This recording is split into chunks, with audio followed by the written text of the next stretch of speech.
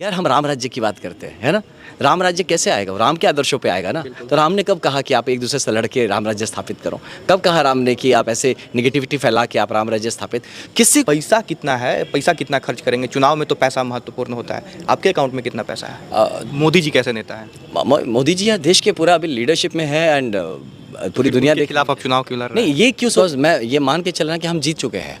Okay, it is just हमें maximum लोगों को जोड़ना है। मानने से चुनाव जीत नहीं ना जाइए। तो भी तो 40 सीट मानने कहा जा रहा था कि अरे आए थे भाजपा से टिकट के लिए और लगभग कंफर्म हो चुका था, लेकिन भाजपा वालों ने जो है इनको नौकरी छुड़वा दिया और फिर जो है टिकट भी नहीं दिया, इसलिए ये जो है अपना इज्जत बचाने के लिए निर्दलीय आ गए हैं। तो इसमें क्या है? क्या सच में भाजपा से आपकी डील हो चुकी थी तब आपने जॉब छोड़ा? नहीं, देखिए ये सुनने में ये भी आता है कि असम के माजुली में मोहन भागवत जी से बात मेरे कट से मीटिंग थे। ऑफर्स भी बहुत सारे आ रहे होंगे, अब बुलावा भी आ रहा होगा कि आ जाइए भाई, एमएलसी बना देंगे, विधायक का टिकट दे देंगे या राज्यसभा में भेज देंगे। इस तरह की चीज़ें होती है। देखिए आया है ऑफर इस तरह का? हाँ बिल्कुल। देखिए ये डायरेक्ट जो प्रत्याशी है मिथिलेश तिवारी, उनका एक इंटरव्यू आज देख रहे थे, वो कह रहे थे कि आनंद मिश्रा जी जो है बात अगर नहीं मान रहे हैं, चुनाव लड़ रहे हैं, इसका मतलब आरजेडी से मिले हुए हैं और जो है बीजेपी को हराने के लिए सब कर रहा है। मोदी जी अमित शाह जी की तरफ से आ जाए कि आनंद जी आप बैठ जाइए, आपको काम ही करना है, काम का मौका हम लोग आपको शिफ्ट कर दे रहे हैं, राज्यसभा में आ जाइए या फिर विधानसभा में आपको एक अच्छी जिम्मेवारी दे दी जाएगी और पब्लिक के लिए काम कीजिए, तो फिर क्या आप चुनाव से बैक हो जाइएगा? मनीष कश्यप हम लोगों के मित्र हैं, वो भाजपा में शामिल हो गए, वो भी चुनाव लड़ने वाले थे।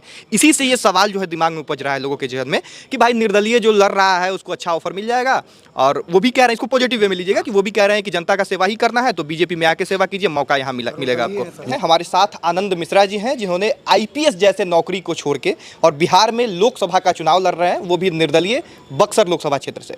आईपीएस बनना सपना होता है युवाओं का, बहुत शानदार लाइफस्टाइल हो जाती है, उस जॉब को छोड़ के इस राजनीति में आने की क्या जरूरत पड़ गई आपको? राइट देखो ऐसा था ना ब्रदर, मैं अभी भी फिर से अगर जन्म लूंगा ना, मैं फिर से आईपीएस बनना चाहूँगा।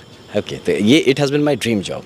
मेरा बचपन से एक ही सपना था, आईपीएस बनना है। तो ये चीज़ में कोई, मैं ये नहीं कह रहा हूँ कि वो लेकिन एक ऐसा जीवन में एक टाइम आता है जबकि बाद आप रियलाइज़ करते हैं कि वो आपने मैस्लोज थ्योरी ऑफ मोटिवेशन पढ़ा होगा, हायरार्की है ना, हायरार्की ऑफ मोटिवेशन, जिसमें आपके पहले बेसिक नीड्स होते हैं, फिर उसके ऊपर कुछ नीड्स करके लास्ट में क्या आता है सेल्फ एक्चुअलाइजेशन, जहाँ आप तलाशते हैं आप जिंदा क्यों हैं, आप पैदा ही क्यों हुए, आप कर क्या रहे हैं धरती पे, आप आपका अस्तित्व का मतलब क्या है। जब ऐसे क्वेश्चंस दिमाग में आने लगते हैं तो या तो आप सन्यासी बन जाते हैं, आप साधु बन जाते हैं, और या आप सोशली अपने आप को आप सोशली अपने आप को रेलेवेंट करने की कोशिश करते हैं, आप समझने की कोशिश करते हैं, आप किसी और की ज़िंदगी को बेहतर बना के उसमें एक जो सुख है, जैसे जो पूजा करते हैं, तो पूजा करते हैं तो क्या भगवान उनको लड्डू थोड़ी देते हैं, लड्डू भी अपना ही चढ़ाना पड़ता है, लेकिन फिर भी एक जो भाव आप उससे निकालते हैं, या आप किसी बच्चे को प्यार करते हैं या अपने परिवार को प्यार करते हैं, जो भाव आता है, मेरा वही एग्जैक्ट वही फीलिंग के लिए मैं पॉलिटिक्स में आया हूँ पर्सनल लेवल पे। यानी अगर इसको आम बोलचाल की भाषा में कहें तो समाज सेवा करना था आपको, लोगों की मदद करना था, इसलिए आपने पॉलिटिक्स को चुना है। हाँ ब्रदर, वो लेकिन इसके लिए तो एनजीओ वगैरह या फिर ऐसे भी किया राइट, हाँ एग्जैक्टली।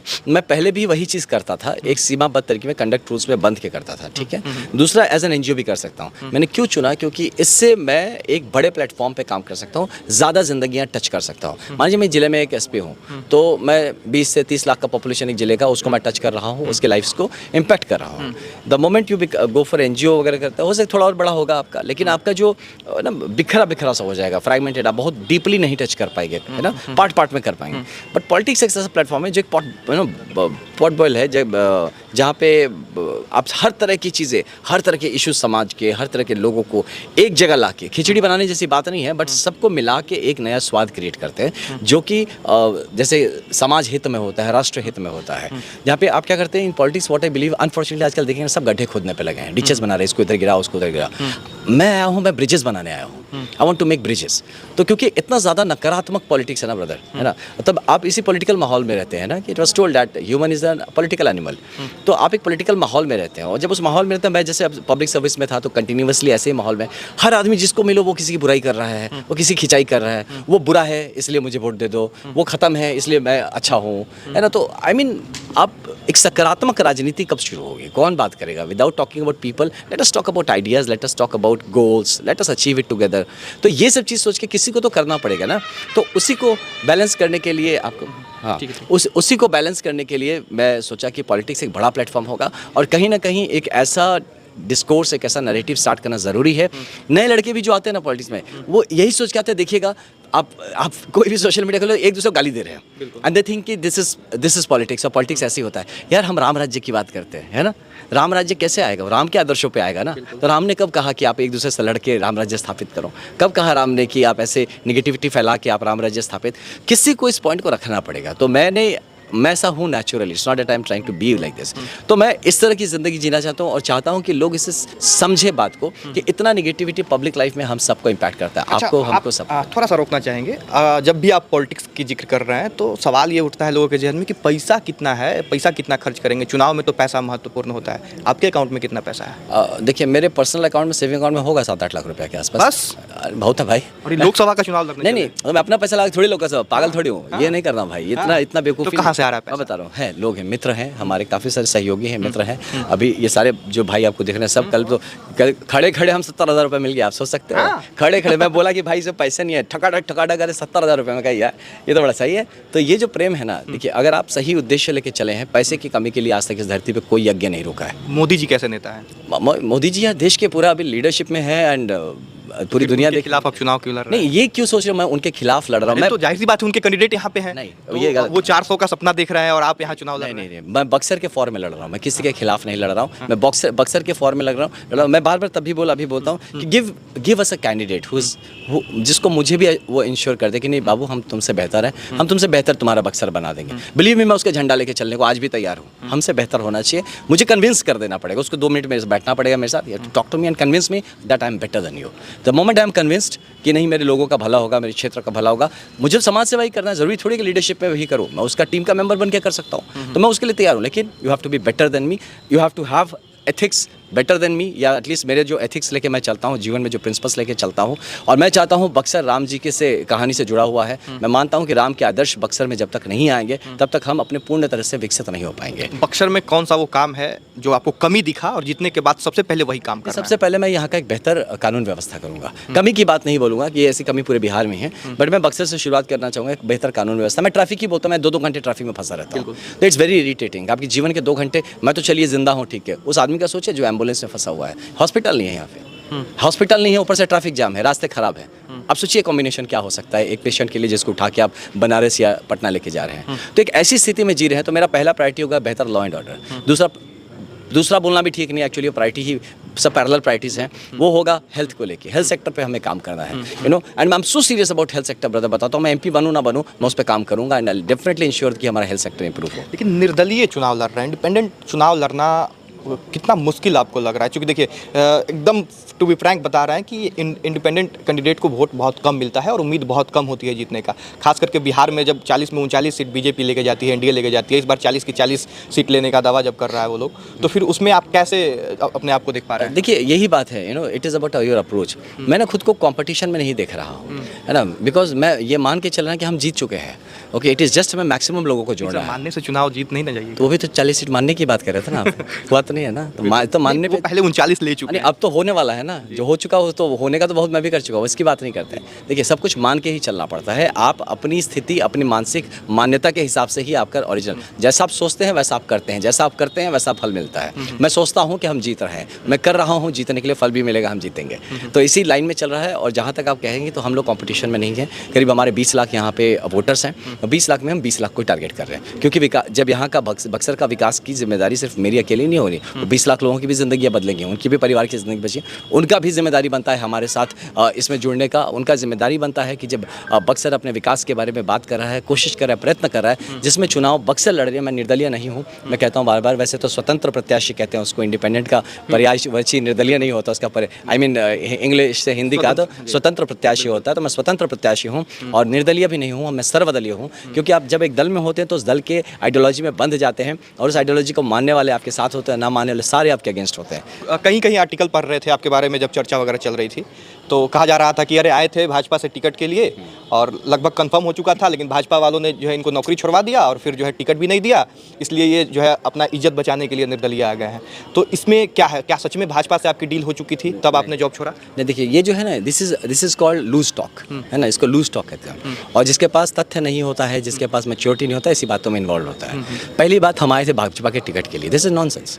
आपको दिल्ली जाना है, तो आप जब घर से निकलते हैं तो आप क्या ट्रेन पकड़ने के लिए केवल जाते हैं कि आप दिल्ली जाने के लिए निकलते हैं? बताइए, दिल्ली जाने के लिए ट्रेन पकड़ना एक माध्यम मात्र है ना। वो नहीं मिलेगा ट्रेन तो क्या हम दिल्ली नहीं जाएंगे यार, रोड से जाएंगे, बस से जाएंगे, फ्लाइट से जाएंगे। प्राथमिकता एक होती है नहीं, कि हाँ, ट्रेन से जाना हाँ या ट्रेन फ्लाइट से, जाना हाँ या मैं भी चाहा था कि मैं ट्रेन से जाऊँ। मैं भी एज ए ह्यूमन बीइंग मैं चाहता कि अपने एफर्ट्स को मैं बचा के रखूँ, एक बेहतर काम में इस एनर्जी को यूज़ करूँगा। मैं आराम से एसी क्लास में बैठ के दिल्ली पहुँचूंगा टिकट मिलने पे, जैसा होता है। तो नहीं मिला तब ठीक है। बात हुई थी किसी से? नहीं, बात मेरी हुई थी, डेफिनेटली बात हुई थी कुछ लोगों से। किनसे बात हुई थी, अगर नाम बताना चाहें? नहीं ना, देखिए नाम बताने का कोई मतलब नहीं है, मेरी बात हुई थी कहीं कहीं पे बात हुई। सुनने में ये भी आता है कि असम के माजुली में भागवत संघ के प्रमुख जो है वो सब मोहन भागवत जी से बात देखिए मेरे कट से मीटिंग थे। आई नॉट से, मैं किसी को नहीं कहूँगा मुझे किसी ने कोई कमिटमेंट नहीं किया था, मैं बिल्कुल नहीं कहूँगा किसी ने मुझे कमिटमेंट किया था।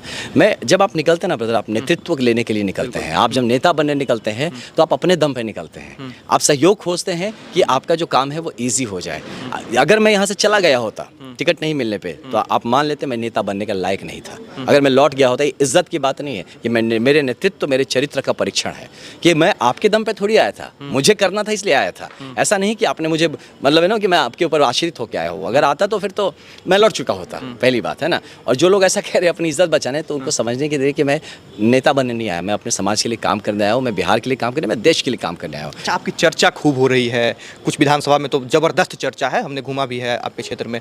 तो भाजपा को भी ये बात पता चल गई होगी कि भाई ये जो है बंदा वहाँ पे अच्छा जो अपना स्थिति में है, तो ऑफर्स भी बहुत सारे आ रहे होंगे। अब बुलावा भी आ रहा होगा कि आ जाइए भाई, एमएलसी बना देंगे, विधायक का टिकट दे देंगे या राज्यसभा में भेज देंगे। इस तरह की चीज़ें होती है। देखिए आया है ऑफर इस तरह का? हाँ बिल्कुल। देखिए डायरेक्टली तो मैं फिर वही बोलूँगा कि आई विल नॉट से कि कोई किसने कमिटमेंट किया है कुछ किया, बट हाँ देयर आर इंडिकेशंस होते हैं। कुछ डायरेक्ट इनडायरेक्ट लोग इस तरह की बातें करते हैं, बहुत तरह की बातें करते हैं ना। वो मीठे मीठे प्रेशर्स आते हैं, मीठे मीठे थ्रेट्स आते हैं, वो सब कुछ होता है और ये it's part of the life है ना। तो बट आई बिलीव कि द ब्रॉड पिक्चर वो समझ रहे हैं, वो भी समझ रहे हैं कि you know I am a serious candidate. मैं यहाँ पे टाइम पास करने नहीं आया हूँ और मैं खुद के लिए नहीं आया हूँ। खुद के लिए आया होता तो मैं एडजस्ट कर लेते। ये सारे जो लोग खड़े हैं ना, बस ये अपने भरोसे से मेरे साथ खड़े हैं, विश्वास किया इन्होंने मुझ पर। अभी जब सोशल मीडिया पे हम आपके बारे में देख रहे थे, तो हमने देखा कि वहाँ बहुत बड़ा जो है आपका एक बिहारी भाषा में बोले तो भौकाल था, सिंघम वाला इमेज है वहाँ, हीरो वाला जो है फील वहाँ पे आता है, आपको लोग सेल्फी के लिए आते हैं। यहाँ पे जो है इतना मुश्किल है, आप वहीं पे चुनाव लड़के वहाँ भी जीत सकते थे, वहाँ भी लोगों की भलाई हो सकती थी। नहीं, वहाँ के लोगों की वहाँ भलाई तो आसान होता, हमें जहाँ तक लगता है। नहीं, मैं फिर वही बात पे आऊँगा ना, मेरा नेता बनना मकसद नहीं था। मुझे अपनी जगह के लिए काम करना मेरा मकसद था। इसके लिए आपको बहुतों को नहीं पता होगा, मैं 1-1.5 साल पहले इंटर काडर डेपुटेशन के लिए भी अप्लाई किया था। ओके, तो ये भी एक पॉइंट आज आपके माध्यम से लोगों को बता दूं।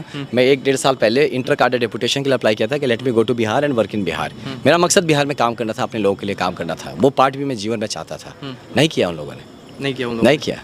जब नहीं किया तो समझ में आया ना, किया तुम्हारा नौकर तो नहीं हम, बिहार जाएंगे तो जाएंगे। आप खुद आए, साथ में 1-2 और लोग अभी मिले, वो भी जॉब छोड़ के आ गए। बिल्कुल आ गए। अब यही बात है ना कि क्या जादू कर दिया? नहीं, कोई नहीं, रिलेशंस होते हैं, ये रिलेशंस होते हैं। जब इंसान जब आप सच में केयर करते हैं ना किसी का, तो वो जो एक जुड़ाव होता है, या पैसे से नहीं खरीद सकते या दबाव से नहीं कर सकते। एक रिलेशनशिप होता है जो आदमी आप में भरोसा करता है। तो इसलिए आपने कहा ना कि जो मैं सीरियस हूँ, क्योंकि हर आदमी जो मेरे साथ अपना 1 घंटा भी दिया है ना, जो अपना थोड़ा भी विश्वास मेरे ऊपर दिया है, इन्होंने मुझे अपना नेता माना है।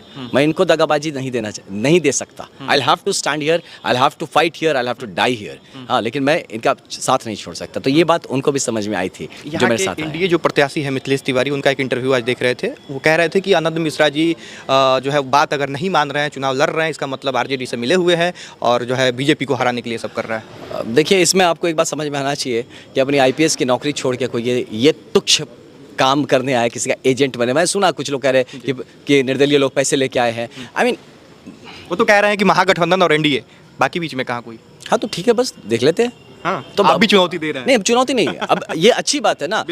आपको अपना देखिए ओपोनेंट मानना ही। मैं तो बताया, मैं तो किसी को ओपोनेंट मान ही नहीं रहा। मैं सोच रहा मैं अकेला दौड़ रहा हूँ। मैं तो आपको बताया, मैं तो पूरे 20 लाख वोट के ऊपर लगा हुआ हूँ। आप कहाँ आप एक दूसरे से कंपटीशन में लगा। मैं तो पूरा 20 लाख वोट चाहिए मुझे। मैं तो उस लेवल पे काम कर रहा हूँ। It's not like that. But ये ज़रूर कहूँगा कि काफ़ी मैच्योर्ड लोग हैं इस पॉलिटिकल एरिना में। जो भी मैच्योर्ड लोग हैं उनको मैच्योर्डली अपना पक्ष रखना चाहिए, यही मैं एक्सपेक्ट करूँगा, क्योंकि बक्सर को गंदा नहीं करना है यहाँ पे, है ना। अच्छा, मेरे जैसे जो युवा हैं या हमारे जो छोटे भाई हैं और कम उम्र के जो लोग हैं, वो बड़ा कंफ्यूज आपको देख के हो जाएंगे कि जो है आईपीएस बनने का सपना लोग देखता है, एक अच्छा जॉब मिल जाए, एक अच्छा जो है जीवन बीते। लेकिन यहाँ आईपीएस जो है वो जॉब छोड़ के पॉलिटिक्स में आ रहे हैं, तो क्यों ना शुरू से पॉलिटिक्स किया जाए। नहीं, ये देखिए, ये चीज़ है, मैंने कुछ और इंटरव्यूज़ में बताया है। ये समझिए कि मैंने करीब 13 ईयर्स इसमें काम किया है ना। और 13 ईयर्स में ऐसे काम किया है कि 5-10 कई सारे ऐसे भी लोग हैं कि 5-10 आईपीएस ऑफिसर्स के मिला के उनके 30-30 साल के करियर में भी उतना काम नहीं किया होगा।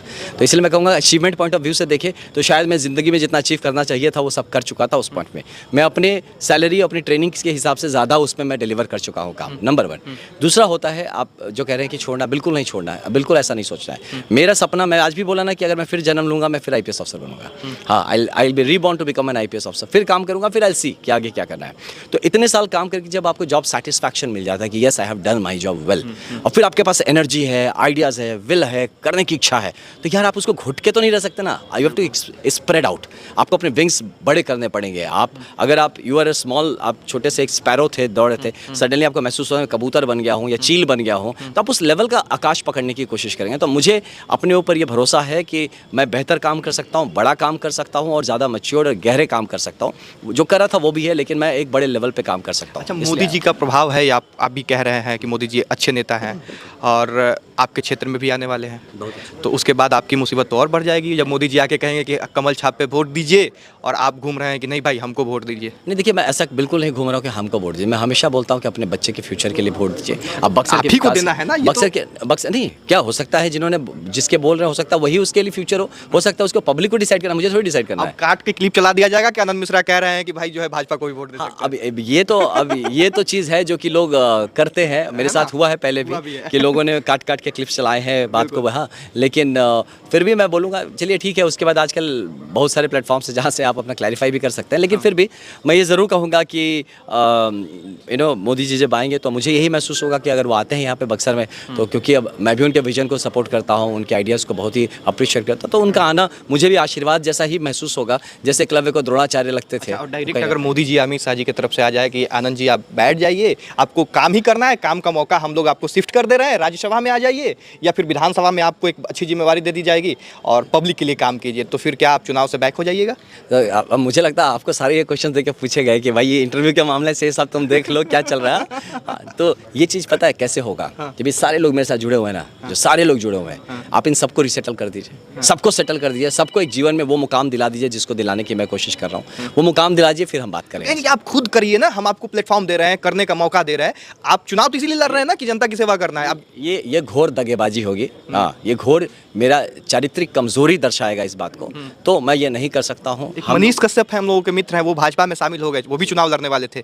इसी से ये सवाल जो है दिमाग में उपज रहा है लोगों के जहन में कि भाई निर्दलीय जो लड़ रहा है उसको अच्छा ऑफर मिल जाएगा, और वो भी कह रहे हैं, इसको पॉजिटिव वे में लीजिएगा कि वो भी कह रहे हैं कि जनता का सेवा ही करना है तो बीजेपी में आके सेवा कीजिए, मौका यहाँ मिलेगा आपको। नहीं, हाँ, तो इसमें ऐसा हो सकता है आपके साथ भी? नहीं, देखिए इसमें क्या होता है कि जैसे ना मुझे पहले भी और भी ऑफिसर्स थे, आईपीएस ऑफिसर्स जो कि पहले आना चाहते थे, फिर किन्हीं कारणों से उनका करियर पाथ दूसरा हो गया, तो मुझे लोग उस नाम से भी दिखा चिढ़ाते थे कि देखो तुम एक और तुम आ गए। अब मनीष भाई ने जो फैसला लिया उससे भी लोग चिढ़ा रहे हैं, अब देखो तुम और एक तुम ये हो जाओगे।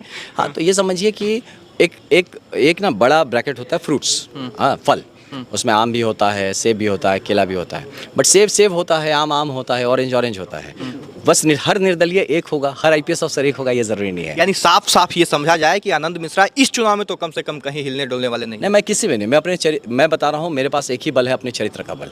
मेरा अपना जो कॉन्फिडेंस है वो मेरा अपना पर्सनालिटी है, मेरा अपना कैरेक्टर है। मैं अपने कैरेक्टर से नहीं हिलूंगा, वो चाहे कुछ भी हो जाए। अगर मैंने कुछ सोच समझ के डिसीजन लिया है, मैं भी मैच्योर्ड आदमी हूँ, इतना मुझसे छोटे छोटे लोग हैं जो कि बड़े बड़े मंत्री बन के देश चला रहे हैं, तो इतनी मैच्योरिटी मुझ में है। एक मैच्योर्ड एग्जाम पास किया हूँ, मैच्योर्डली बहुत सारा काम किया हूँ, इतने सारे मैच्योर्ड लोगों को मैं मानता हूँ कि मैं इनको लीड कर रहा हूँ, तो डेफिनेटली मैं ऐसा कोई भी तुच्छ फैसला जीवन में नहीं लूँगा जो कि मेरे अपने पर्सनल इंटरेस्ट में वो दिखे कि मैं अपनी पर्सनल चीज़ को बचाने या अपनी पर्सनल साख या खुद को कुछ पाने के लिए मैं करा। अगर खुद को पाना होता ब्रदर ना, तो मैं बुरा नहीं था एज एन आईपीएस ऑफिसर, तो अपना तो सब छोड़ के आया हो, तो अपने लिए नहीं आया। एक अंतिम सवाल ये कि बहुत सारे लोग ऐसे भी होते हैं जो आते हैं, चुनाव लड़ते हैं, जीत हार तो चुनाव है तो लगा हुआ रहता है, लेकिन चूंकि ये आपके पॉलिटिकल लाइफ की पहली पारी है, तो फिर चुनाव के बाद क्या होने वाला है? मतलब जीत हार तो हो सकता है, तो क्या फिर अगर हार गए, भगवान न करे अगर आप हार जाते हैं, तो क्या फिर आप वापस चले जाइएगा या फिर आप पूरी तरह से इस लाइफ को छोड़ दीजिएगा या फिर यहीं डटे रहिएगा? ये बहुत अच्छा क्वेश्चन आपने पूछा। मैं हम तो जीत रहे हैं, बट हर उस हारने वाले के लिए बता रहा हूँ,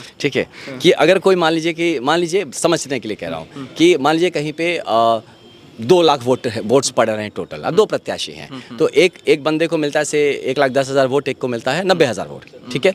तो 1,10,000 वाला जीत जाएगा, 90,000 वाला हार जाएगा। तो अब हारने वाला अगर ये गाली दे कि मैं तो हार गया, बुरा हो गया, मैं लौट रहा हूँ, तो वो 90,000 लोगों के साथ दगेबाजी होगी जिसने उसको अपना नेता चुना था, उसको वोट दिया था। तो मैं हर एक वोट, अगर मुझे एक भी वोट मिलेगा ना, तो मैं उस एक आदमी के लिए यहाँ रुकूंगा और यहाँ काम कर